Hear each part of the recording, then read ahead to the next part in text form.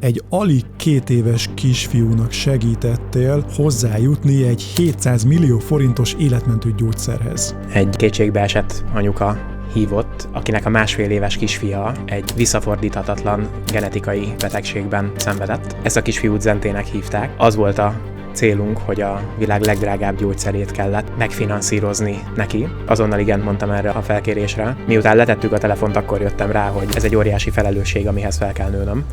Az a személyes vízióm, hogy minden cégvezetőnek lehetősége legyen magát bátran, őszintén felvállalva, valódi értéket teremtve megjelenni online. Az, hogy építünk egy márkát, és annak a középpontjában mi állunk, az egyik legjobb önismereti út, amin végigmehetsz. Téged mi hajt előre? Saját magammal való elégedetlenség. Az a folyamatos elégedetlenség, amit nem lehet betölteni. A mások szemében való kudarcot vallásnak az érzése. Ez az érzés hol maga előtt, az értékteremtés húz előre. A két energiának az aránya az változott az életem során. A Karizma Podcast egy üzleti, önismereti podcast, amelyben olykor tehetséges fiatal vállalkozókat mutatok be. Ma egy ilyen fiatal ember a vendégem, név szerint Kaltenecker Kristóf, a Nova produkciós iroda alapítója és vezetője. Örülök, hogy elfogadtad a meghívásomat, Kristóf. Hálás vagyok, hogy itt lehetek, Imi, köszönöm szépen. 2018 egy meghatározó év volt számodra, mert ha jól tudom, akkor egy alig 2 éves kisfiúnak segítettél hozzájutni egy 700 millió forintos életmentő gyógyszerhez. A Pécsi Egyetemre jártam, és a kollégiumban egyszer csak megcsörrent a telefonom, egy kétségbeesett anyuka hívott, akinek a 1,5 éves kisfia egy visszafordíthatatlan genetikai betegségben szenvedett. Ezt a kisfiút Zentének hívták, és az volt a célunk, hogy a világ legdrágább gyógyszerét kellett megfinanszírozni neki, és az a különlegesség ennek a gyógyszernek, hogy ez egy egyszeri kezelés, viszont 2 éves kor előtt kell megkapnia ezt a kisfiúnak ahhoz, hogy megfelelően hasson ez a gyógyszer. És természetesen az őszinte segítési szándék az azonnal igen választ mondatott velem, és azonnal igent mondtam erre a felkérésre. Azonnal le is egyeztettük 1 héten belülre a forgatási napot, és miután letettük a telefont, akkor jöttem rá, hogy hát most ez egy óriási felelősség, amihez fel kell nőnöm, hiszen 2,1 millió dollárt összegyűjteni ilyen rövid időn belül az egy óriási kihívás. És akkor még a filmkészítésnek vagy hát akkor még csak érdeklődés szintjén, tehát a karrierem elején jártam, és hát tényleg akkor realizáltam azt a felelősséget, amit ezzel a döntésemmel magamra tettem, amit nem tudom, valószínűleg ugyanígy csinálnám egyébként, de 1 hét alatt fel kellett nőnöm ahhoz a feladathoz, hogy ezt sikeresen tudjuk megoldani, ezt a kihívást. Életem leghosszabb hete kezdődött akkor. Az összes történetmesélési tudásomat, ami most bennem van, annak nagyjából a 75%-át azt szerintem akkor tanultam meg, és végül 2 hét alatt a videó megosztása után sikerült is egyébként időben megkapni a Zentének ezt a kezelést. Ezt egyébként a Bethesda Gyermekkórházban adták be neki, és hogy egy történet milyen hatással lehet a világunkra, számomra ekkor vált valódi tapasztalássá, hogy nem csak, hogy hát most már teljes értékű életet tud élni Zente, hanem az is fantasztikus, hogy most már államilag finanszírozottá vált ez az SMA betegség. A Bethesdában most már a 34. gyermek kapja meg állami finanszírozásban ezt, és a kisgyermekkori szűrése is teljesen ingyenessé vált és elérhetővé vált Magyarországon ennek a kezelésnek. Tehát, hogy látjuk, hogy egy történet az gyakorlatilag, ha jól van elmesélve, akkor a világ az kitárul, és teljes értékrendek változnak meg körülöttünk. És számomra ebből ez volt az egyik legfantasztikusabb tanulság. Természetesen azon kívül, hogy Zente most már teljes életet tud élni. Tehát jól értem, anélkül, hogy készítettél volna korábban videót, vagy ilyen jellegű rövid filmet, elvállaltad ezt a felkérést, tudva azt, hogy ennek sikerülnie kell, és mindent feltettél egy lapra? Egy kicsit puhítanék ezen, mert a filmkészítés már az egyetem előtt elkezdett érdekelni, az első diákmunkás fizetésemből elkezdtem félretenni az első kamerámra egy filmes képzésre, amit az egyetemmel párhuzamosan végeztem el. A család asztali gépét levittem a kollégiumba, és arról vágtam a 4 fős kollégiumi szobámba a többiek örömére, és alapszinten volt fogalmam arról, hogy mit csinálok, viszont igen, feltettem mindent egy lapra. Nehéz volt. Az nagyon nehéz volt, úgyhogy nagyon örülök, hogy ez úgy alakult, ahogy elterveztük, és sikerült. És ez jó pár éve volt, de ha jól látom, még mindig megérint érzelmileg.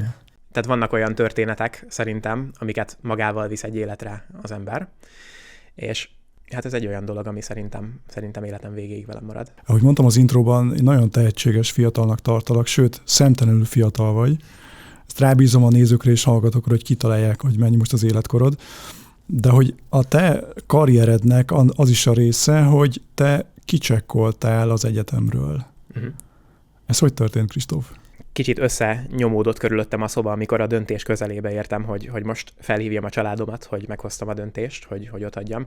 Egész életemben az állatorvosi egyetemre készültem, tehát az, hogy én gyógytornász szakra mentem végül, mert az emelt kémia, azt kidobtam az ablakon, és ezáltal maradt a gyógytornász szaknak a lehetősége. Ez egy gyökeres váltás volt, tehát felfedeztem viszonylag korábban az életem során, hogy szeretem a családi videókat, a családi nyaralásokról a videókat elkészíteni egy GoPro-val, az osztálykirándulásoknak a videóit, és innen jött ez a fajta szenvedély, és rájöttem, hogy én sokkal több értéket tudok teremteni a világban azzal, hogyha én a szenvedélyem után megyek, és hogyha ezt akár vállalkozás formájában elkezdem megtanulni, és utána mondjuk többen tudunk majd menetelni egy közös cél felé nagyobb értéket teremtve, mint azzal, hogyha én gyógytornászként folytatnám az életemet. És ez egy all-in húzás volt, tehát hogy elvágtam az egyetemet a felénél, még megcsináltam a legnehezebb tárgyakból a vizsgákat, viszont utána teljes gőzzel csak először a videóknak a készítése, és utána pedig a vállalkozásnak az építése az, ami elindult folyamatként. Mit szóltak a szüleid, amikor bejelentetted, hogy jó, akkor egyetem stop, vállalkozás start? Édesanyám gyógytornász egyébként, tehát hogy mondjam, teljesen, tehát hogy megbízunk egymásban annyira, hogy tudtam, hogy el fogja fogadni a döntésemet, viszont ez nekem belül egy nehezebb kihívás volt ezt feldolgozni, hogy igen, most viszont akkor meg kell mutatnom azt, hogy ez működhet, és hogy ezzel én tudok érvényesülni a világban. Úgyhogy ez lelkileg egy életem egyik legnehezebb döntése volt. És ha jól értem, akkor a Zente sztorival indult valójában a videós vállalkozásod, a videós karriered? Az egyéni vállalkozásom az már egy picikét hamarabb, de ezt tekinteném ilyen eredet történetnek, és hát ugye most már 2 vagy 3 éve van aktívan Kft., és majd szerintem erre is rátérünk, hogy most mi van, mert nagyon, nagyon izgalmas szerintem. Nekem is meg sok értéket tudunk adni egyébként másoknak is, azzal, amit most csinálunk, de hogy az egyéni vállalkozói 5-6 évet azt végigcsináltam, és hál' Istennek most már olyan emberekkel tudunk együtt dolgozni, akik tényleg valódi értéket, meg maradandót szeretnének alkotni ebben a világban, és hogy ezek az ő márkájukat tudjuk erősíteni most már, nem spoilerezve, hogy mivel foglalkozunk. Akkor szerintem mondjuk én, mivel foglalkozol most már, és mi történik itt a Nova produkciós irodánál? Nekem az a személyes vízióm, hogy minden cégvezetőnek lehetősége legyen magát bátran, őszintén felvállalva, valódi értéket teremtve megjelenni online. Nekem az okoz örömet személy szerint, hogy segíthetek építeni olyan vezetőknek a személyes márkáját, és rendszer szinten, stratégiai szinten és tartalomgyártás szinten is tudok egy biztos háttér lenni nekik, akik már eldöntötték, hogy szeretnék magukat megmutatni a világnak, és mi ebben segítünk. Van mellettem egy 10 fős kreatív csapat, van egy szuper kreatív főhadiszállásunk, és igazából ez. Most ahogy hallgattalak, két szó világlott ki nagyon a mondataidból. Az egyik a valódi értéket adni, és a tréningeimen én is nagyon sok vállalkozóval, cégvezetővel találkozom, akik valódi értéket adnak, ebben teljesen biztosak, erről meg vannak győződve. És volt egy másik szó, a felvállalni online.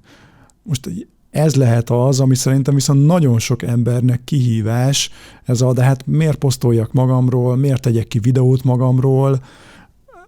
Értéket szerintem nagyon sokan akarnak adni, és adnak is, de hogy miért kell ezt megmutatni online? Mi értelme van ennek? Ami a mai világban ritka, és amiből kevés van, az az erőforrás, az nagyon értékesnek számít. Ugye a figyelem az egy ilyen valuta egyébként, ezt már pár éve felfedezhetjük így körülöttünk is, viszont az új olaj, amiből egyre kevesebb van, az a figyelem után az a bizalom. A hétköznapokban most már az emberek bizalma az egyre kevesebb. Nyilván a bizalomnak a felvevő piaca az ugyanakkora, hiszen a cégek nem lesznek kisebbek, a körülöttünk lévő világ az folyamatosan növekszik. A partnereink, az ügyfeleink, senki nem vár el tőlünk kevesebbet. A GDP magunktól sem várunk el kevesebbet, tehát az hülyeség elhinni, hogy szerintem, hogy megéri kicsiben játszani. Hát ebből mi következik? Az, hogy meg kell tanulnunk bizalmat építeni, ébreszteni az emberekben, és természetesen az online világ az egyre nagyobb teret hódít körülöttünk. Tehát meg kell tanulnunk az online világban olyan módon bizalmat építeni, hogy abból magunk köré tudjuk gyűjteni azokat az embereket, akik érdekeltek abban, amit csinálunk, bennünk, akár most egy személyes márkát, hogyha hoznék példának, hogy utána azt a személyes márkát, azt gondolom, hogy a személyes márkával érkező státusz, az felnagyítja a mögötte lévő embert vagy cégvezetőt. Hasonlóan, mint a pénz egyébként, egy vállalkozót. Hogyha én szeretek bőkezűen adni magamból és a körülöttem lévő embereknek, akkor a személyes márkám ezt reflektálni fogja. Hogyha arra szeretném felhasználni, hogy gyorsan nyereséget generáljak a körülöttem lévő világból a személyes márkámon keresztül, akkor ezt a tulajdonságomat is fel fogja nagyítani a márkám. Tehát az, hogy a vezetőnek miért éri meg személyes márkát építeni, mert rengeteg üzleti lehetőséget hoz, rövidebb lesz az az idő, amit a vele való közös munkával, vagy a tranzakcióig meghoznak majd a közönségéből az emberek. De hogy mi a hozzáadott értéke egy személyes márkának egy vezető életében? Olyan hosszú távú üzleti lehetőségeket tud generálni az, hogyha szakértőként és emberként hitelesen nyilatkozik a személyes márkáján keresztül az adott vezető. Őt fogják elhívni szakmai rendezvényekre. Például előadni egy podcastbe. Például azok az ügyfelek már tudják előre, akikkel üzletet köt, hogyha ő igent mond valamire, annak súlya van. Tehát, hogy hogyan áll mondjuk egy üzletkötéshez például. Hát és természetesen a saját értékeinek a kommunikálásával önmagában is értéket teremt a világban. És ez a teremtett érték, hogyha most nagyon tranzakcionális szeretnék lenni, akkor akár a cégének, akár a későbbi időablaknak, ami a személyes márkaépítés során kinyílik, hát ott óriási hozzáadott értéke van, mert marketingben, értékesítésben és nagyon sok területén tud megspórolni tőkét azzal, amit az én márkájába fektet egy vállalkozó. Illetve azt is tudjuk, hogy most már bizalmat építeni, emberi szinten, ugye emberi szinten bízunk meg egymásban, tehát hát csak ha Elon Musknak és a Teslának a példáját hozom, hogy Elon Musknak a személyes brandje ugye sokkal nagyobb, de hogyha egy Hormozit hozok, hogyha bármilyen írót hozok az amerikai piacról például, ugye ugyanez van, hogy általában a személyes brandjükön keresztül ismerjük meg az ő gondolkodásukat, és ezáltal kötődünk hozzájuk.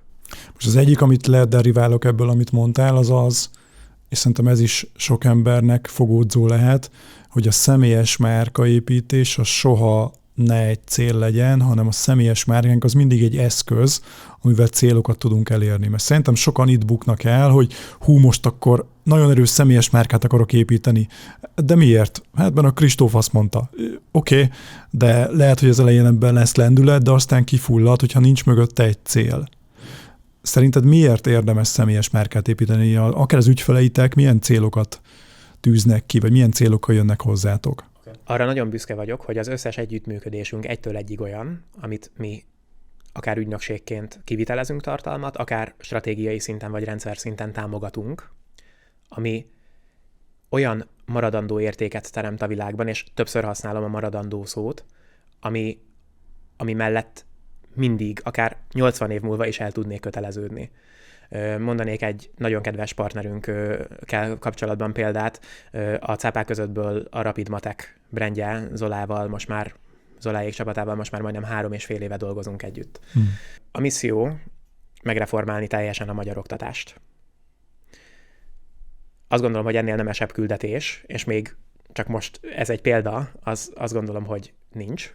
Minden évben a karácsonyi prezentációban a csapatnak összerakom az ilyen számadatainkat, hogy hány forgatásunk volt idén, stb. Tavaly egyébként 961 kávékapszulát fogyasztottunk el, de emellett azt is kiszámoltam, hogy Zoláéknak már majdnem 3200 különálló videós tartalmat fejeztünk be. Az, hogy ebből mit tanultunk, azt majd egy kicsit későbbre hagynám, de hogy az egy olyan tartalom mennyiség, ami már maradandó értéket jelent a világban. Vagy például megemlíteném a hormonmentes.hu mögött álló Jankát, akinek a személyes brandjét most már majdnem egy éve van lehetőségünk építeni. Jankáéknak például kiszámíthatóságra volt szüksége az, hogy legyen számonkérési pont, amikor itt van, készen állunk a stúdióval, tudja, hogy addigra össze kelljen készülni a videókkal, hogy rögzítjük ezeket, és utána nem kell vele foglalkozniuk. Tehát más és más vezetőkkel más és más mélységekben dolgozunk együtt, meg más és más minőségekben, de a hozzáadott érték teremtése az mindig egy egyértelmű követelmény nálunk.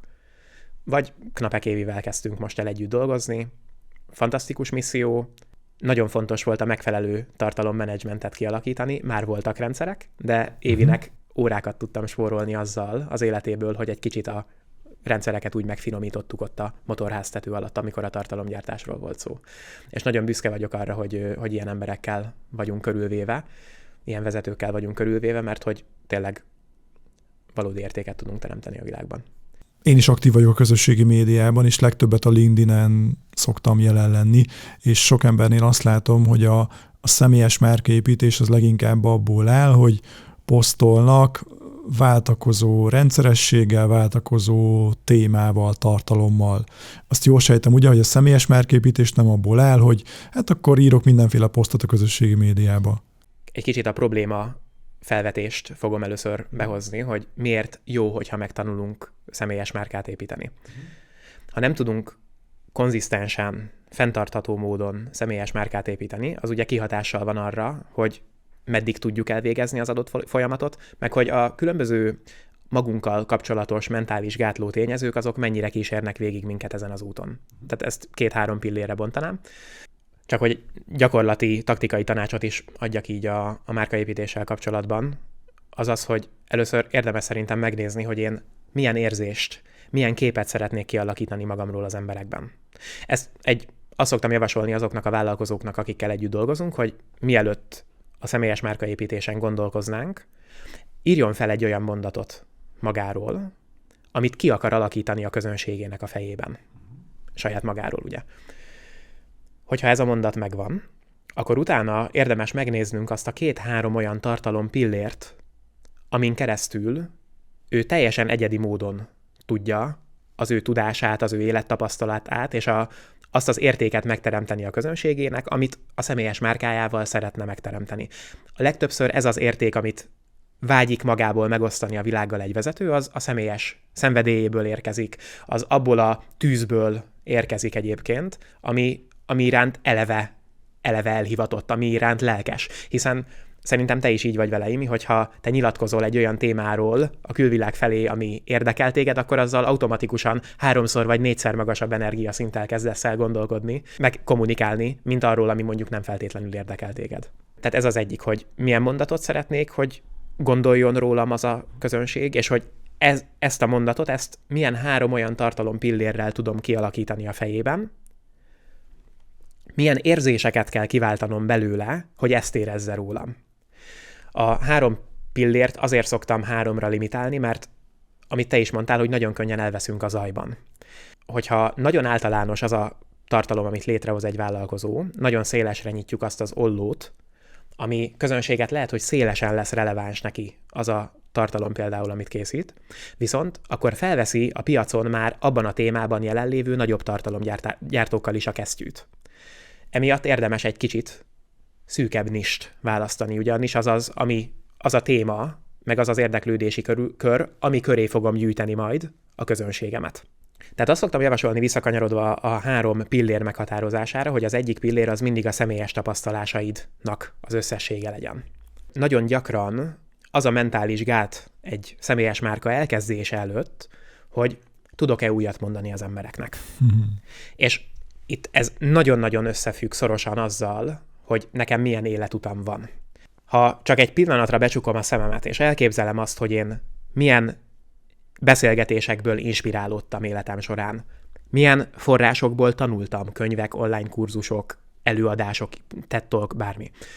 Milyen olyan formáló tényezők voltak az életem során, ami csak rám jellemző. És hogyha ezt az idővonalat a fejemben kifeszítem, akkor látni fogom, hogy ez egy teljesen egyedi szövetet ad.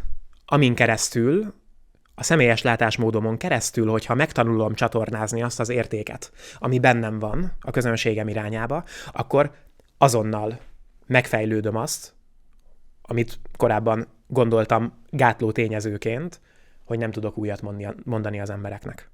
Mert a saját szemszögömön keresztül tudok újat mondani az embereknek. És ez szokott lenni az első pillér, amit szoktam javasolni.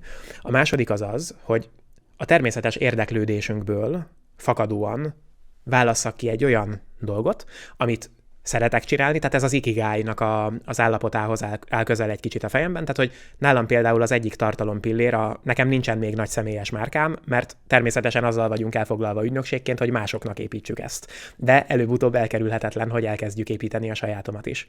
Én most mit választottam ki a második pilléremnek? Például a rendszerépítést. Nagyon szeretem a fenntartható rendszereket létrehozni, akár egy vezető személyes brandje mögé. Az, hogy hogyan tudunk neki operatív terhelés nélkül márkát építeni, például ez egy nagyon fontos szempont. Hát nekem konkrétan a második pillérem, ami alapján kommunikálok a személyes márkámon keresztül, az, hogy hogyan tud egy vezető fenntartható rendszerben kommunikációt építeni.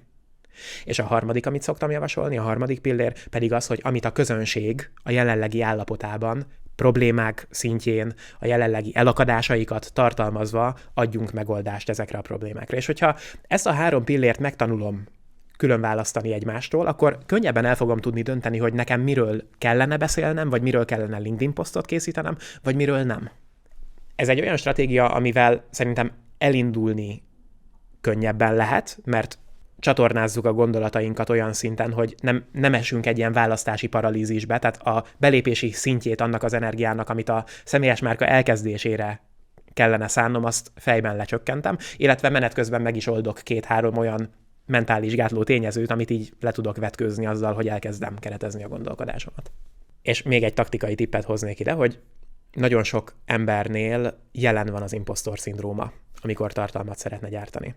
Tehát minél jobban látom azt, hogy a személyes márkaépítéshez milyen ajtót és mennyit kell abból kinyitnom, és hogy azok mögött milyen mélységek vannak, hát emelkedik a hegy előttem, amit meg kell mozgatnom ahhoz, hogy elkezdjem a személyes márkaépítést. Tehát ez egy ilyen kicsit fordított arányosság.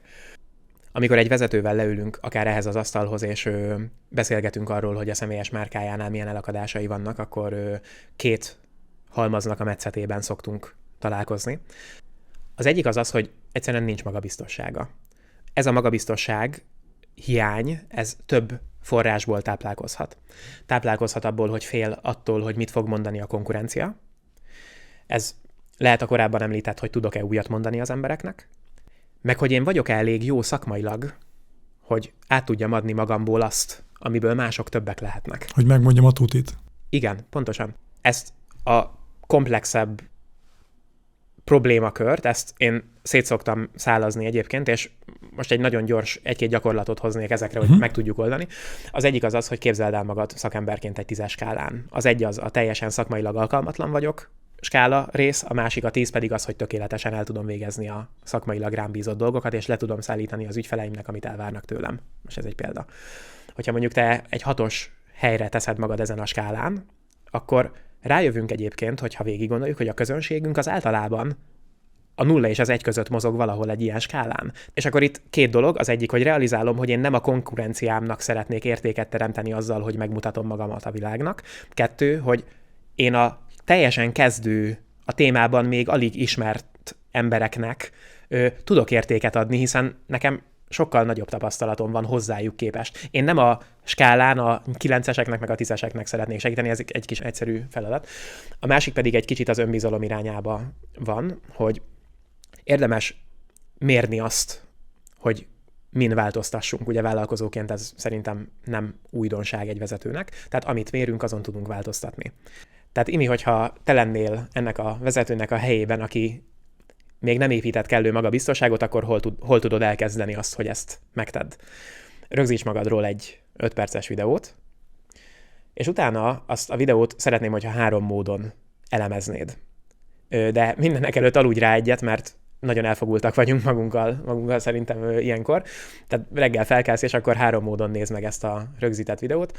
Először fordítsd le a telefon kijelzőjét, és csak a fülesedben a hangodat hallgassd végig. Ugye itt képet fogsz kapni a retorikádról.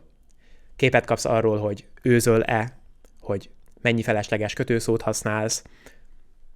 Képet kapsz a beszédednek a tonalitásáról, a ritmusáról, mennyire dallamos a beszéded, tartasz elég hatásszünetet. Ugye ha hatásszünetet tartok, akkor adok a befogadómnak időt arra, hogy processzálja azt, ami elhangzott. Majd ezt követően nézd meg a telefonnak a kijelzőjét, fordítsd meg, némítsd le a videót, és vizsgáld meg a testbeszédedet. Nézd meg a verbalitásodat. Gesztikulálsz-e? Túl sokat gesztikulálsz? Rossz helyen van a kezed gesztikulálás közben? Mennyire magabiztos a kiállásod a videón? Nagyon sok képet lehet kapni ezekből a rétegekből, hogyha így szétválasztjuk ezeket. És a harmadik, hogy készítse a ChatGPT-vel egy szöveges leíratot a videóról. Olvasd át a szöveges leíratot, és itt abban a pillanatban észre fogod venni, hogy milyen kötőszavakat ismételgetsz, hogy esetleg máshogy fogalmaznád meg a mondani valódat, hogy amit lehet, hogy realizálod, hogy amit el tudsz mesélni 5 mondatban, azt amúgy el tudtad volna mondani 3 mondatban is. Tehát nagyon érdekes kontrollképet ad nekünk egy ilyen technika, és innentől kezdve csak egy listát kell írnod ezekből a tapasztalásokból, hogy mi az, amiben fejlődnöd kell. Tehát tudatosítjuk a változás iránti elköteleződésünket egy ilyen gyakorlattal. Az ugrott be, hogy a karizmatikus előadó tréningemen a legnagyobb fejlődést mindig az a gyakorlat hozza a résztvevőknek, amitől legjobban tartanak. És szerintem kitalálod, hogy ez micsoda. Az a rész... beszéd.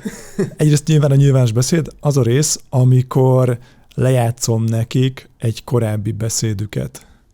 És ilyenkor konkrétan megfogy a levegő a teremben, van, aki ki akar menni, és mindenkit megnyugtatok, hogy nyugi, az elmúlt 10 év tapasztalata azt mutatja, hogy nem lineáris a fejlődés, hanem amikor valaki visszanézi magát, vagy visszahallgatja, hogy te is mondtad, az azért fontos, mert kap egy reális képet. Ugye mindenkinek van egy elképzelés a saját magáról. Ilyen a hangom, így beszélek, így nézek ki. Így van. És van a valóság. És az a helyzet, hogy az emberek nem azt látják és hallják rólad, amit te elképzelsz magadról, hanem a valóságot. És nagyon sok embernél egyébként azt is látom, hogy azért alacsony az önértékelése, mert rosszabbul értékeli magát, mint amilyen valójában. Szóval ezután a gyakorlat után meg lesz a valós kép, a realitás, és nem én, hanem ők mondják meg, hogy oké, mi az, amiben akarok fejlődni, mi az, amit másképp akarok csinálni. Teljes mértékben rábízom mindenkire, hogy mit mond, és ahogy ezt belátja, fölismeri, kimondja magának, és elkezd odafigyelni rá, egy ilyen ugrásszerű fejlődés indul be mindenkinél. Ezek olyan fokú realizációk szerintem, amit, hogyha egyszer megtapasztalsz, hogy ezeket meg lehet fejlődni, akkor abszolút. Ezek azért nagyon jók, hogy ezt mondod, mert elhúzzuk a függönyt igazából, meg az akadályokat, meg a kihívásokat, az elől a hozzáadott érték elől, amit nem tesz a magáévá az a vezető, aki ezek miatt nem épít személyes márkát. Mennyi pénzt nem keresek meg azzal, hogy nem gyártok tartalmat, vagy hogy hát annyit, amennyit megkereshetnék azzal, hogyha már elkezdtem volna egy ideje. Ez óriási hozzáadott értéke van az élet minden területén. Abszolút. És a másik irány, amit még szerettem volna idehozni, az a konzisztenciának a kérdése. A kedvenc szavam az a konzisztencia, és Hormózitól hallottam azt a keretezését ennek a gondolatnak, hogy ugye végtelen játékot játszunk, amikor egy márkaépítési folyamatról beszélgetünk, tehát nincsenek konkrét játékszabályok. Egy játékszabály van, hogy tovább tudjam csinálni, és egyre jobban tudjam csinálni, mint a konkurencia. Azt gondolom, hogy meg kell tanulnom fenntarthatóan személyes márkát építeni. Ez nagyon sok területét foglalja magába a márkaépítésnek, ahol a konzisztenciának érvényesülnie kell. Tehát most ezt a nagy átlagos kifejezést azt azért fel lehetne darabolni. Én de csak annyi gondolatot hoznék be, hogy ha megtalálom azt az élethelyzetet, ahol nem kell hegyeket megmozgatnom, akár a saját tartalmam előállításának az érdekében, abban a pillanatban azt a fókusz mennyiséget, amit arra költök, hogy tökéletes körülményeket teremtsek a tartalmam előállítására, azt magára a folyamatra, a készítési és alkotási folyamatra tudom szánni. És 2 fajta mentalitású vállalkozóval találkozom a legtöbb esetben. A legtöbbjük az elsőbe tartozik, tehát megvárják, amíg kiválók, tökéletes körülményeket tudnak teremteni ahhoz, hogy elkezdjék a tartalomgyártást. És a maradék 1% fókuszuk marad magára arra, hogy valóban csinálják azt, és ne csak gondolkozzanak arról, hogy csinálják, stb. A második mentalitású vállalkozó pedig a teljes 100%-ának a fókuszát arra lövi el, hogy gyártson. Mondok egy példát, van egy nagyon kedves ismerősöm, aki utazási irodáknak készít nagyon-nagyon menő drónos, berepül az épületbe, biztos láttál már ilyen tartalmakat. Ebből heti 3 darab videót készít különböző hoteleknek, és hát havi szinten utazik. Tehát nagyon-nagyon izgalmas éles stílust él. Helyezzük kontrasztba, éles stílusban itt vagyok én, aki általában 14-16 órákat itt dolgozik, akár a kreatív főhadiszállásunkon, stb. Természetesen az én éles stílusommal összeegyeztethetetlen az, amit ő csinált. Tehát, hogyha nekem kellene 3 darab utazós videót elkészítenem hoteleknek, hát természetesen hegyeket kéne megmozgatnom hozzá. Ugyanúgy nekem önazonos és könnyen az élethelyzetemmel könnyen, gyorsan, konzisztensen fenntartható formátum az ugye az, hogy itt a stúdió környezetben olyan értékadó tartalmakat készítünk, mint például ez a beszélgetés. Hogyha ezt annak az ismerősömnek kéne csinálnia, és cserélnék vele, aki utazós tartalmat készít, neki is hegyeket kellene megmozgatni. Azzal zárnám le, hogy találjuk meg a saját vakontúrásunkat. Találjuk meg azt az élethelyzetet, vagy élethelyzet összességet, amikor mi önazonosan alacsony belépési energiával tudunk tartalmat készíteni. Elég csak dokumentálnom az utamat. Ugye ezt Gary Vee-nek a gondolatát hoznám be ide, hogy igen, most már az őszinte tartalom, ami rendelkezik azokkal az elemekkel, amik sebezhetősége érzését váltják ki a közönségben. Az, hogy felvállalom, hogyha hibázom, az, hogyha nem tökéletes valami a tartalmamban, hogyha most belekortyolnék ebbe a pohár vízbe, vagy hogyha köhögnék egyet. Ugye ezek mind olyan, az emberi agynak olyan jelzések, hogy igen, felvállalja azt, hogy hibázik ez a vezető a személyes márka mögött, és ugyanígy nálad is, hogyha felvállalod azt, hogyha valamiben mondjuk hibázol, sokkal közelebb kerül hozzád a közönsége, sokkal könnyebben tudsz bizalmat építeni, miközben, visszagorva az előző gondolatra, konzisztensebbek tudunk lenni. Néha szoktam olyat csinálni, hogy belenézek régi Karizma Podcast epizódokba, és csak fogom a fejem, hogy de bután kérdeztem, annyira összetett kérdést tettem föl, hogy mondhattam ilyen hülyeséget, tehát látom, hogy milyen mélyről indultam, de szándékosan nem törlöm le azokat az epizódokat nyilván a YouTube-ról, mert egyrészt szerintem abban is van érték, másrészt meg a néző meg a hallgató is láthatja, hogy valójában akkor fejlődünk, hogyha folyamatosan csináljuk. Tehát, hogy a fél évig dolgozok a tökéletes terméken, a tökéletes podcast epizódon, és majd kitolom a gyárkapun, hogy mindenki megcsodálja, ez nem fog működni.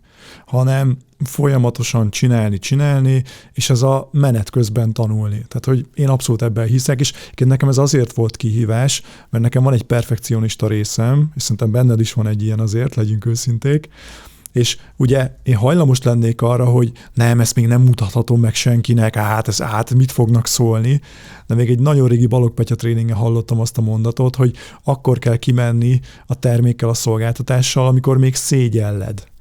Tehát amikor még tudod azt, hogy ez nem tökéletes, de már nyilván van benne érték, van, ami működik. És valójában a személyes márkaépítés is ez, ha jól értelek, hogy sosem vagyunk tökéletesek, hanem pont ez az, hogy nem létrehozunk valami mesterművet, hanem dokumentáljuk az életünket, a megéléseinket, a tapasztalatainkat, az ügyféltörténeteinket, azt, hogy nekünk is vannak sikereink, kudarcaink, mi is emberek vagyunk. Ennek kultúrája van, hogy szerintem, és nagyon könnyű megváltoztatni ehhez a hozzáállásunkat, hogy én addig várok egy döntéssel, amíg minden információ a rendelkezésemre áll, hogy a legjobb döntést tudjam meghozni. Abban a pillanatban, hogy minden információ a rendelkezésemre áll, és akkor hozom meg a döntést, elkéstem. A lehetőség az kiment az ablakon, elkéstem egyszerűen. Tehát minél rövidebbre tudom nyomni azt az időablakot, hogy én gyors döntést tudjak hozni, annál gyorsabban tudom egyébként élni az életemet, mert amíg egy hétköznapi embernek mondjuk 1 hétig tart meghozni az életében egy nagyon nehéz döntést, hogyha én megtanulom, hogy képes legyek arra, hogy mondjuk ezt a döntést meg tudjam hozni egy nap alatt, hát gondoljunk bele, hogy mennyi önhibáztatás, mennyi gondolkodás, és mennyi olyan feszültség, zárvány keletkezik bennem, amíg meghozom egyáltalán a döntést. Ugye? Míg lehet, hogy addig, amíg én gyorsan meghozok egy döntést, gyorsan tanulok belőle, mert lehet, hogy nem a tökéletes döntést hoztam meg, de a helyzethez képest a legjobb döntésnek gondolom, tanulok belőle, és azt a tanulsággal már beljebb vagyok, mint amikor még várok a tökéletes döntés meghozatalára. A személyes márkaépítés ugyanilyen egyébként. A másik pedig, amire szerettem volna reflektálni, hogy hogy építünk egy márkát, és annak a középpontjában mi állunk, de azzal a szándékkal, hogy mi adjunk magunkból a világnak, az egyik legjobb önismereti út, amin végigmehetsz. Tehát egyszerűen tehát minden egyes saját magaddal kapcsolatos bizonytalanságodat elő fogja hozni belőled az, hogy elkezdesz személyes márkát építeni, az, hogy elkezdesz egyáltalán tartalmat gyártani. És a formája miatt, a szerkezete miatt ezt dokumentált állapotban teszed meg. Tehát, hogy a fejlődési utadat azt olyan gyönyörűen le lehet követni, és itt a történetmesélésre csak egy nagyon picit kitekintenék, hogyha megtanulsz történetet mesélni, és megtanulod nem csak a mikrotörténeteidet dokumentálni, hanem a teljes makrotörténetedet kirajzolod, minél korábban kezded el ezt, annál izgalmasabb lesz visszanézni majd, amikor az unokákkal beszélgetsz arról, hogy te mit éltél meg például. 5. éve készítem a Karizma podcastet, idén októberben lesz 5 éves, és nem csak, hogy látom, hogy mekkora különbség a kezdeti videók és a mostani között, hanem belül is érzem, hogy mennyivel jobban felmerem már vállalni magam, mennyivel önazonosabb vagyok, és merem még inkább azt kimondani, ami legbelül mélyen ott van bennem. Szóval abszolút egyetértek. Tehát ennek rengeteg pozitív hozadéka van. Ami azonnal felmerül bennem, ugye te magad is mondtad, hogy óriási a zaj az interneten, a közösségi médiában, és ez a zaj ez nem fog csökkenni. Tehát szerintem hogy már soha nem lesz szélcsend, meg nem lesz olyan, hogy jó, akkor most a mai napon ünnepélyes keretek között nem kerül fel új tartalom az internetre, tehát hogy ezt szerintem felejtsük el, és erre még rátesz a mesterséges intelligencia is. Ugye rengeteg tartalmat ma már nem emberek készítenek, hanem az AI. Na most, hogyha az AI készíti a tartalmakat, és legyünk őszinték, egyre profibb az AI. Biztos emlékszel, hogy ChatGPT kezdetben ilyen hatújas kezű embereket rajzolt, és akkor ezek voltak a mémek, hogy miért nem emberi az a kép. Szóval ma már a ChatGPT és a többiek is profi élethű képeket rajzolnak. Az a kérdésem, hogy mi van, hogyha eljön az az idő, amikor csak annyit mondok a ChatGPT-nek, hogy hello ChatGPT, építs nekem egy profi személyes márkát. A Stanford Egyetemnek olvastam egy tanulmányát, amikor készültem fel erre a podcast adásra, és ezt most innen idézni fogom, hogy az emberek nagyobb súllyal értékelik a hitelességnek a jeleit egy márkánál, mint a racionális érveket vagy bizonyítékokat. A tudatalatti jeleket, az, hogy valakit én hitelesnek gondolok, vagy bízhatok-e benne, azt az emberek 94%-a mondta azt ennél a tanulmánynál, hogy ha észrevett olyan jelet, ami bizalmat rombol, akkor azonnal meghozta azt a döntést, hogy nem fog bízni az adott márkában. És az AI egy nagyon érdekes kérdés, és a különböző platformok ugye különböző módokon engedik meg azt, hogy AI által előállított tartalom fordulhasson elő. Nekem személy szerint ugye főleg a longform és a videós tartalomgyártásnak a területéről van tapasztalatom. Tehát ezt fogom most megosztani. A Meta az ugye kevésbé szabályozza azt, hogy mennyi AI tartalom kerülhessen fel a platformjaira, viszont a YouTube az tett már olyan lépést, ami egy kicsit az AI ellen szólt. Tehát volt már olyan lépése a YouTube-nak, azt hiszem a YouTube Shorts esetében, hogy már hogy nem enged most, azt hiszem AI által generált tartalmat, vagy hogy kevésbé, tehát hogy már tett a lépést a YouTube. Ebből az következik, hogy a piacon a figyelemnek a felvevő képessége az ugye limitált. Tehát limitált az, hogy az emberek 24 óra alatt mennyi tartalmat tudnak elfogyasztani, az is limitált, hogy hányan vagyunk, tehát ez egy állandó. Abban a pillanatban, hogy az AI által generált tartalom kiömlik a piacra, és egyre több ember, ugye ez természetesen az, hogy milyen minőségű ez a tartalom, a legtöbb esetben az AI ugye eszközként felnagyítja a mögötte álló embernek a történetmesélési képességét, és hogyha fogalmatlan az ember a márkaépítésről, aki az AI eszköz mögött van, akkor középszerű lesz az a végeredmény, amit az AI eszköz. Ezt is most állandóként kezelném.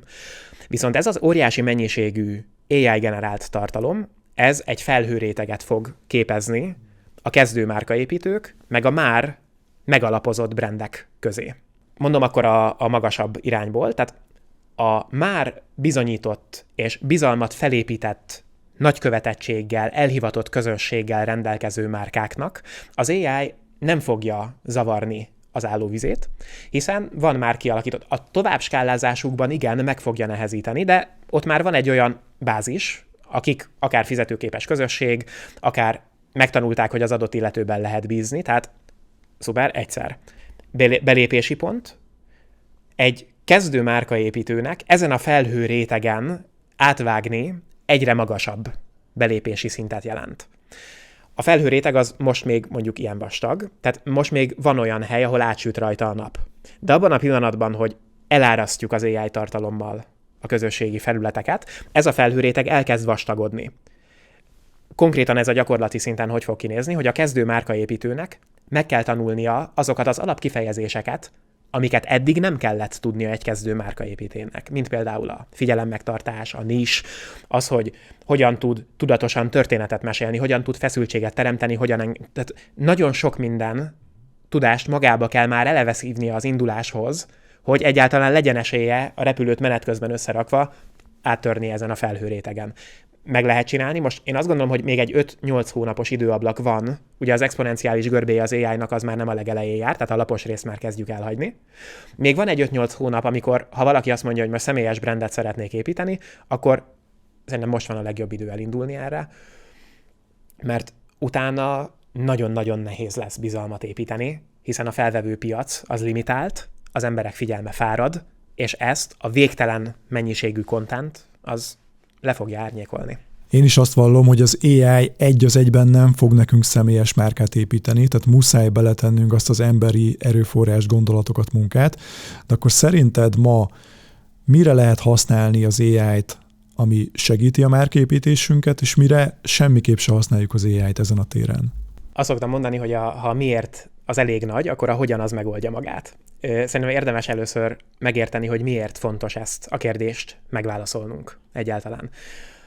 Amikor egy vállalkozó elkezd személyes márkát építeni, akkor a hegy megmozgatásról már beszéltünk korábban, viszont a hegy az mentálisan is képződhet azon a területen talán, hogy melyik területével, hogy hogyan alakítsak ki milyen képet magamról. Tehát, hogy nagyon komplex kérdéskör ez, és szeretem az elefántot felszeletelni, mielőtt megeszem, tehát hogy sokkal egyszerűbb.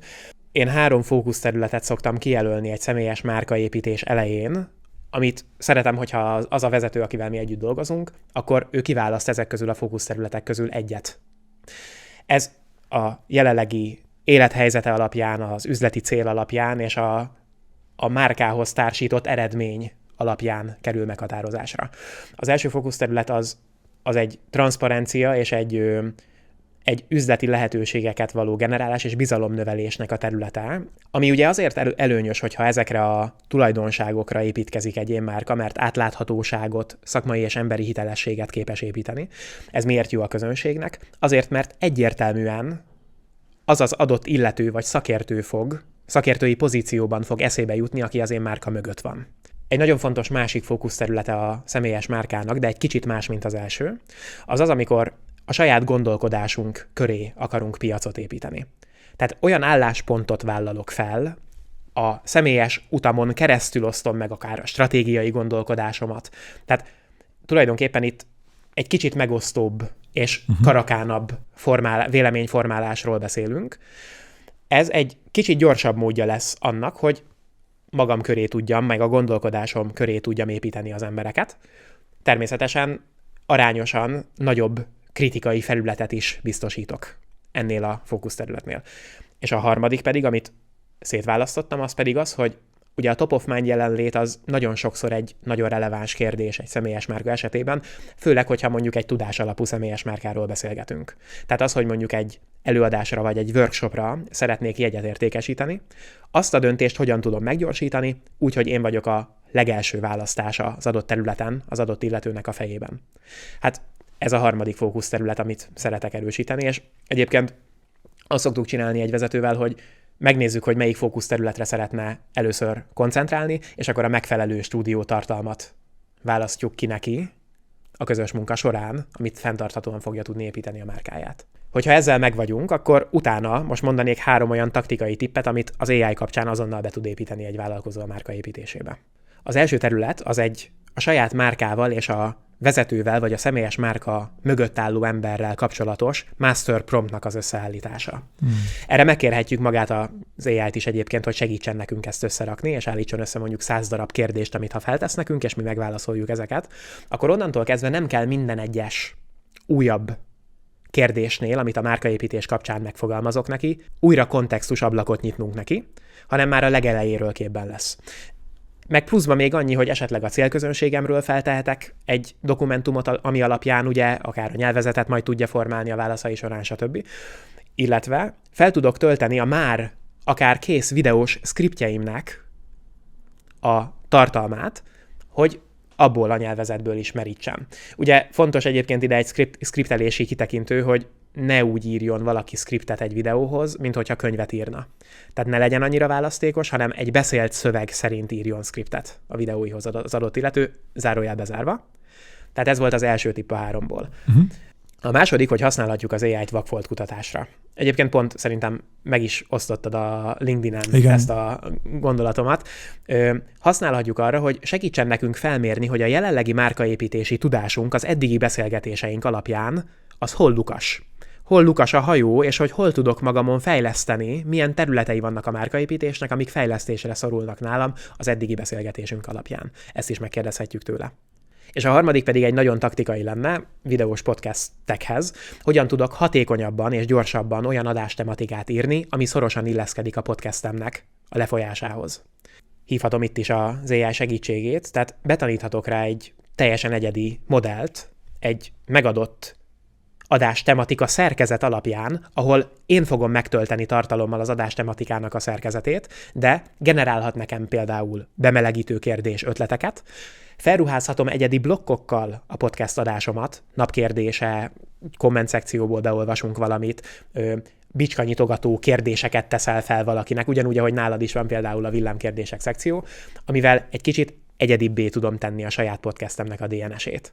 És erre meg tudunk tanítani egyébként egy custom GPT-t is akár, hogy ezt elvégezze helyettünk a monoton munka részét az adástematika összeállításának. Szuper, köszi a tippeket, Kristóf.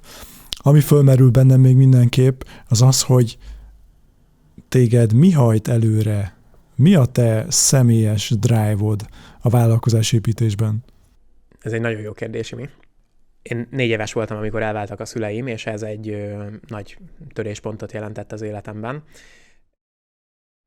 Talán még pont nem emlékszem rá egyébként, tehát hogy nem tudom, hogy 4 évesen már emlékszünk-e a történésekre.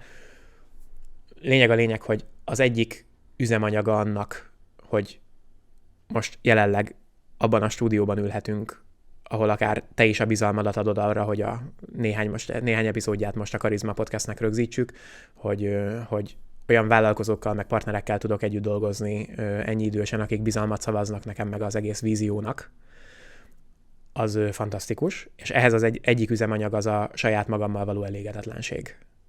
Az a folyamatos elégedetlenség, amit nem lehet betölteni, a mások szemében való kudarcot vallásnak az érzése.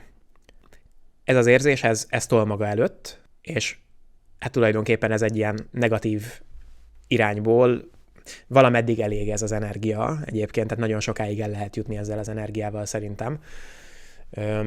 De most a napokban fogalmaztam meg magamnak, hogy van egy másik energia is, ami hál' Istennek, amit felfedeztem magamban, az pedig az, hogy a vállalkozóként az, hogy új dolgokat tudok létrehozni, és olyan dolgokat tudok létrehozni, amik maradandóak, amik értéket teremtenek, amik az agyamban lévő dolgoknak az olyan módon való megvalósulása a fizikai térben, ahol emberi kapcsolatokat tudunk építeni, ahol tudok együtt dolgozni fantasztikus emberekkel, ahol olyan játékszabályokat tudunk magunknak teremteni, ami a saját értékrendünkhöz igazodik, ez mind egy olyan energia, ami viszont húz magával előre, és ami nem egy hiányból táplálkozik, hanem egy az értékteremtés valódi szándéka húz előre, és a két energiának az aránya az változott az életem során egyébként. Én most érzem azt egyre inkább, hogy fordulok át abba az irányba, hogy az új dolgoknak a létrehozása az sokkal nagyobb elégedettséggel tölt el, mint az, hogy attól féljek, hogy valahol nem leszek elég. Amikor először volt egy mélyebb beszélgetésünk, mondtam is neked, hogy ilyen fiatalkori önmagamat látom benned, mert én is hasonló folyamatban voltam, és mentem keresztül. Nagyon jó ezt hallani, hogy ez benned is egyre inkább megszületik. És hogyha ugrunk az időben előre, mondjuk 5 évet, 2031-re, akkor hogy fog kinézni a vállalkozásod, mit fogtok csinálni, mit látsz magad előtt? Erre most majdnem a vállalkozóé nem válaszolt így hirtelen felindulásból neked, de nyilván van egy személyes része is. Tehát szeretném azt, hogy amit csinálunk, az továbbra is azt az értékrendet képviselje 3 év múlva is, mint amit most. Tehát, és akkor itt jön a vállalkozóé, nem, hogy igen, egy csomó ember szerint nem lehet úgy ügynökséget skálázni és építeni, hogy nem figyelünk oda egyesével az ügyfelekre. Mert hogy termékesíteni kell a szolgáltatást, hogy arra kell koncentrálnom, hogy ahogy az idő telik, úgy az ügynökség a lehető legkisebb energiabefektetést tegye bele az együttműködésbe havi szinten. Én szeretném megcáfolni ezt a hozzáállást. Az átlagos ügyfél élettartamunk az 3-4 év. A piacunkon lévő többi ügynökség esetében átlagosan 3-4 hónapról beszélgetünk. Mi a különbség? Mi valóban odafigyelünk az ügyfeleinknek a kéréseire, a preferenciáira, hogy odafigyelünk arra, hogy nekik mit teremt értéket, és erre fókuszálunk, és erre építünk rendszert. Ez nem azt jelenti, hogy nem szűk az a terület, ahol szolgáltatunk.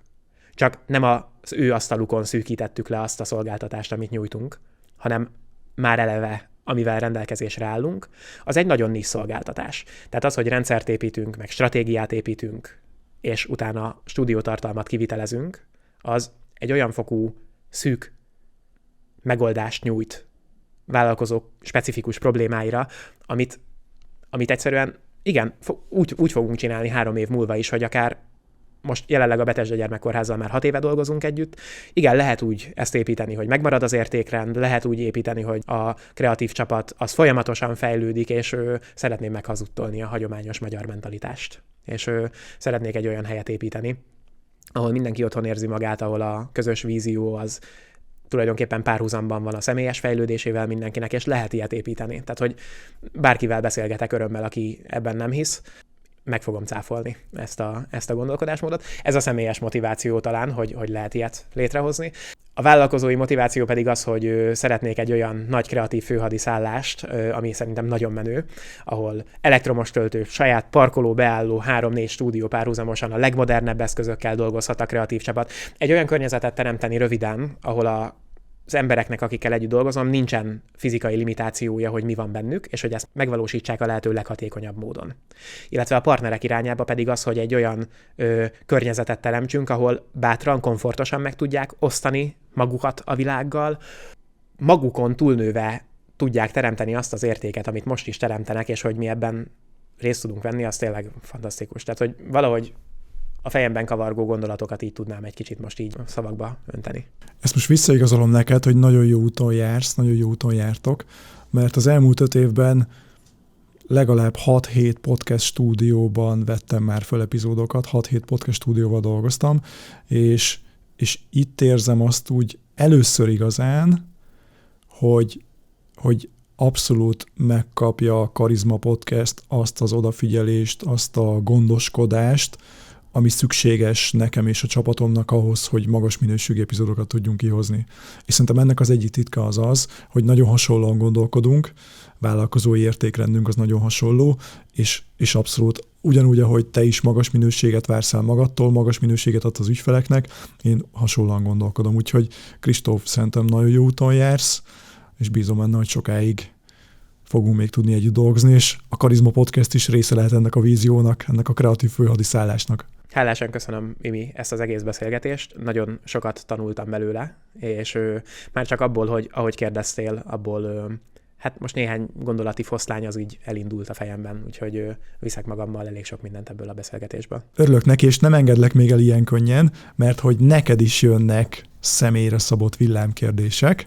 Előtte még gyorsan elmondom a kedves nézőknek és hallgatóknak, hogy vállalkozóként én abban hiszek, és szerintem Kristóf is, hogy folyamatosan érdemes magunkat fejleszteni, és ennek a podcasteken kívül egy zseniális eszközei a hangos könyvek, Én magam kezdetek óta előfizetője vagyok a Voice-nak, a Magyar Hangoskönyvtárnak, ahol 2000-nél is több vállalkozási, üzleti és önfejlesztő könyv található. Ha te is kipróbálnád a Voice-t a Karizma Podcast hallgatójaként az első 30 napban 90%-os kedvezménnyel, igen, jól hallottad, akkor menj föl a karizma.hu/voice oldalra, és már érkezik is a kupon. Tehát karizma.hu/voice. Na, és akkor vissza hozzád, Kristóf. A személyes márkának az egyik legjobb definíciója szerintem az az, hogy a te személyes márkád az, amit akkor mondanak rólad, amikor nem vagy ott. Szerinted rólad mit mondanak a kollégáid, amikor te nem vagy ott velük? Erről lehet, hogy őket kellene megkérdeznünk. Itt most ez a trükk, hogy nekem kell erre válaszolnom. Így van. Én csak a saját szemszögemből tudom ezt megfogalmazni. Nem várom el senkitől azt, amit én nem tudok megcsinálni, meg ami lehetetlen. Tehát, hogy szeretnék példaként szolgálni arra, hogy azt a fajta munkabírást és azt a fajta hozzáállást, a részletekre való odafigyelést, illetve az egymásra való odafigyelést és a proaktív szemléletet azt igen lehet tanulni, és lehet a cégkultúrába megjeleníteni. Úgyhogy merem remélni, hogy valami hasonló gondolatokat mondanának egymásnak. Aztán erről majd megkérdezem őket is. Ha újra kezdenéd a karriered, akkor van-e valami, amit másképp csinálnál? Abban hiszek, hogy minden egyes döntés, történés és a lehetőségekkel való élés az oda vezet, ahol jelenleg vagyunk, és oda fog vezetni, amerre vezet minket. Tehát nem vagyok nagyon spirituális ember, de hogy ebben így gondolkodom. Úgyhogy azt gondolom, hogy ha valamit máshogy csinálnék, akkor lehet, hogy nem ülnénk most itt, és nem beszélgetnénk akár egy ilyen podcast keretein belül.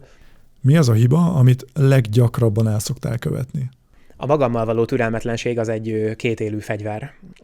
Nagyon jól tud nyomni maga előtt, viszont meg kell értenem. Szerintem ezt nagyon jól szemlélteti az a Tony Robbins gondolat, miszerint túlbecsüljük azt, hogy mire vagyunk képesek 1 év alatt, de alábecsüljük, hogy mire vagyunk képesek 10 év alatt. Ha most egymás mellé tenném azt a Kristófot, aki 2,5 évvel ezelőtt a fenti 20 négyzetméteres tetőtéri irodát bérelte, és Ádámmal közösen, aki felmondott egy stabil munkahelyen, csak azért, hogy velem tudjon dolgozni ezen az egészen, és ez önmagában egy óriási megtiszteltetés. Amikor ezt a Kristófot szembesíteném azzal, hogy most mi újság, akkor merem remélni, hogy amúgy nagyon büszke lenne rá, viszont ezzel nem szembesítem magam túl gyakran. Tehát, hogy én olyan vagyok, hogy engem meg kell állítani, egyébként Ádám kollégám szokta ezt, meg Ádám barátom szokta ezt nagyon jól művelni, hogy igen, értékeljük egy pillanatra azt, amit idáig elértünk, és álljunk meg egy picit.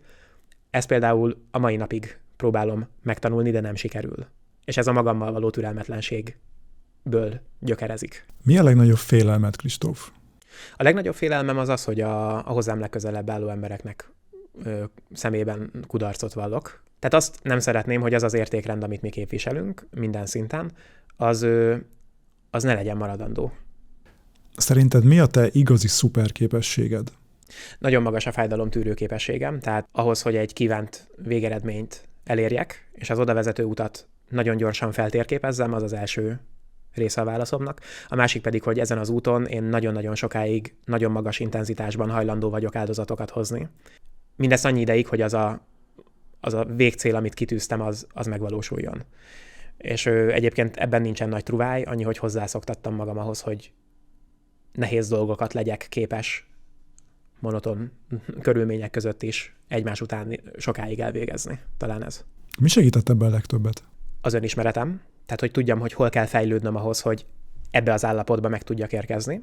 Tehát az, hogy önreflexiót tudjak gyakorolni. Az, hogy fel tudjam térképezni azokat a területeket, ahol hiányosságaim vannak, és amit akár magamnak sem vagyok hajlandó bevallani, és azokat a területeket megfejlődni. Félrerakni az egót, kidobni az ablakon, és mások véleményét is kidobni az ablakon, akkor, amikor arról beszélnek, hogy hát ilyenkor egy normális embernek már magán és munka egyensúlya kell, hogy legyen. Tehát, hogy amikor 100 ember közül egy szobában te szeretnél lenni a legjobb egy valamilyen szűk területen, akkor meg kell értened, hogy ezeket a prekoncepciókat Ha viszed magaddal és hagyod, hogy hatással legyenek, akkor az 50. ember leszel abban a szobában, nem az első. És ez a realizáció, ez engem tehermentesít teljesen abba az irányba, hogy heti 7 napot egyelőre 14-16 órát tudjak ezzel foglalkozni. A másik irányból is megválaszol, nem tudom, hogy ez nem egészséges hosszú távon, tehát meg ez nem fenntartható. Voltam a kiégés közelében, de meg tudok újulni egyelőre a vállalkozásnak. Nagyon sok területén, hál' Istennek, és tisztában vagyok vele, hogy változni fognak a prioritásaim, tehát hogy ezt csak így disclaimernek, hogy tudom, hogy ez nem tartható fenn sokáig ez az állapot, de még tervezem fenntartani egy darabig. Mi a legönzőbb álmod?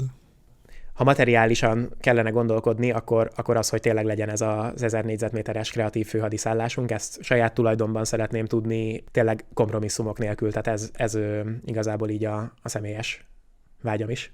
Mi az a szokás, ami legpozitívabb hatással van az életedre? Az alkalmazkodó képesség. Az, hogy felismerjem azt, hogy a körülöttünk lévő világot, azt a saját gondolatainkkal formáljuk, meg a különböző helyzetekre adott reakciókkal formáljuk.